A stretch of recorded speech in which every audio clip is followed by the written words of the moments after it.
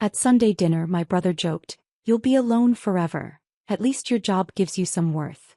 The table laughed. I left without finishing my drink. 2 months later, his company needed emergency funding. And the investor? Me. I walked into that boardroom, looked him dead in the eyes and said, "Funny seeing you here."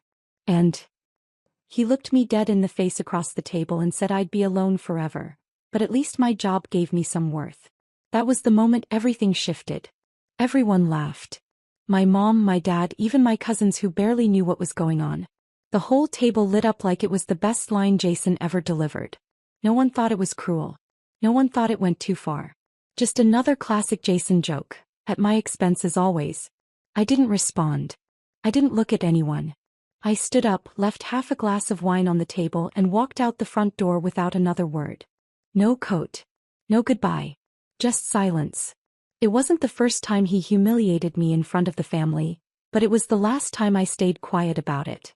Because 2 months later his company came crawling for money, and the investor sitting across the table from him was me.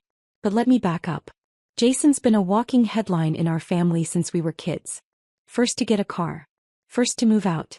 First to raise a round of funding. My parents bragged about his company like they were co-founders. Meanwhile, I was invisible. What they didn't understand was that I wasn't just working a boring finance job. I was building something real. Quietly. No flashy LinkedIn post. No startup parties. Just results. I was an early investor in 3 companies that went public. I just closed a fund double the size of our last one. But to Jason and everyone else at that table, I was just the quiet sister with no husband and too many spreadsheets. So when I got the pitch deck, I almost didn't open it. But I recognized the name. Jason's company was bleeding out. I'd heard the whispers before, but now I had it in writing. They were out of runway. They needed $5 million fast, bridge funding to stay afloat while they scrambled for a Series B. I stared at the deck for a while. His photo was still on the team slide. Smiling like everything was fine. The deck was polished, the tone desperate. And the best part? They had no idea I was looking at it. I called the partner on our fund and told him I wanted to lead the meeting. I didn't explain why. I just said, "Trust me." The meeting was set for the following Thursday. Our office. Noon. I made sure I was already sitting in the boardroom when they walked in. Jason came in last, flipping through a notepad like he had anything new to say. He looked up and stopped walking. I looked him in the eye and said, "Funny seeing you here." Jason froze when he saw me. He glanced at the partner beside me, then at the firm logo on the glass wall, then back at me like his brain couldn't piece it together. I didn't say anything else. Just sat there and waited. The rest of his team awkwardly found their seats. His co-founder did most of the talking. Pitch deck slides, market opportunity, user retention, burn rate, projected growth. I listened, nodded occasionally, asked a few targeted questions. The usual routine. Jason didn't say much after the initial shock. He kept stealing glances at me like I might suddenly disappear and he'd wake up. When the numbers were done, I slid the deck back across the table and leaned back. "We like the market. We like your product. But here's what I'm offering. Not a bridge round. An acquisition. Full buyout. All assets. Team optional. Jason non-essential." Silence. His co-founder blinked. Jason sat up like he hadn't heard it right. "This isn't what we were expecting. We're looking for emergency capital, not a takeover." "Right," I said. "That's why it's called an emergency." Jason finally spoke. His voice didn't have the bite anymore. "You think this is funny? You're doing this to prove a point?" I looked him in the eye. "No," I said. "The point's already been proven. This is just business." They didn't accept, of course. Pride is expensive. Jason got up first. Didn't shake my hand. Didn't look at me when he walked out. The co-founder stayed behind a second longer. Told me quietly that he'd be in touch. I already knew he would be. A week passed. Then their name came up again, this time on a list of companies rumored to be cutting staff. Then a blog post. Then a leak. For weeks later I got the call. Same co-founder. Different tone. The buyout was back on the table. This time, Jason wasn't part of the conversation. By the time the paperwork came through, Jason's name had already been removed from everything that mattered. No ownership. No board seat. No role. He didn't even know the deal was happening. His co-founder claimed Jason was taking a step back to focus on other things, but I knew what that meant. He'd been forced out. Probably didn't go quietly either. I could imagine the meltdown. The yelling. The part where he realized he wasn't essential after all. I signed the documents on a Thursday morning. Quiet office. No press. No celebration. Just my initials on the last page, under a number that started with 8 and ended with a lot of zeros. Technically, I didn't need the company. My firm had other, stronger investments. But I bought it anyway. Not to hurt Jason. That part had already happened. I did it because I could. Because no one in my family had ever believed I was capable of something like this. Not because I wasn't smart enough, but because I wasn't loud enough. That weekend I got a call. Blocked number. I didn't answer. Then a text. I know what you did. You think you're better than everyone now. No name, but it didn't need one. I ignored it. A week later at family dinner, Jason didn't show. First time he'd skipped in over a year. My mom said he was dealing with something at work. My dad muttered something about stress. No one looked at me. But I could feel it. They knew. Not everything, but enough. My aunt asked how work was going. For once, she didn't sound sarcastic. My cousin said he saw an article about a firm acquiring Jason's company. Didn't mention my name, but he looked at me a second too long after saying it. No one joked about my love life. No one laughed at my career. And I didn't say a word. Jason still hadn't called me directly. Not a real call. Just the one angry text. But I knew it was coming. I just didn't expect him to show up at my office. He showed up without warning. No email. No calendar request. Not even a text. My assistant buzzed me in the middle of a partner meeting. There's a Jason Cruz in the lobby, she said. Says he's your brother. I didn't respond right away. She added, should I tell him you're unavailable? I told her to send him up. When he walked into the office, I barely recognized him. Same face but different. Like someone had turned the volume down on him. His shirt was rumpled, his jaw hadn't seen a razor in days. And whatever confidence he used to wear like armor was gone. Just a man standing in front of his sister, hoping she'd forgotten who he used to be. He glanced around. I knew what he was seeing. The skyline view, the custom furniture, the framed articles with my name under bold headlines. He didn't sit down. Just hovered near the edge of the desk like he didn't know if he was allowed to. Company's done, he said. Co-founder screwed me. Lawyers are involved. I didn't say anything. He started talking faster, like if he kept going I wouldn't interrupt. They diluted me out in the last minute. Backroom deal. I should have seen it coming. Everyone's ghosting me. All the people I helped. Nothing. I'm starting something new, leaner. Smarter. I just need a little backing too. I raised my hand. He stopped. You're here asking me for money?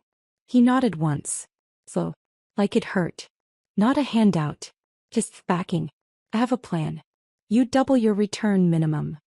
I looked at him and saw the same boy who used to shove me into walls and say I was too soft to matter. The teenager who told our parents I was weird and probably broken. The adult who once said no man would ever take me seriously.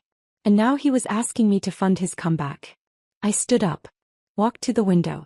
Let the silence sit. You humiliated me for years, I said finally. You told our family I was nothing. You said I'd be alone forever. You made sure no one took me seriously, not even them. And now when everything's collapsed, now you want me involved. He stayed quiet. There wasn't much he could say.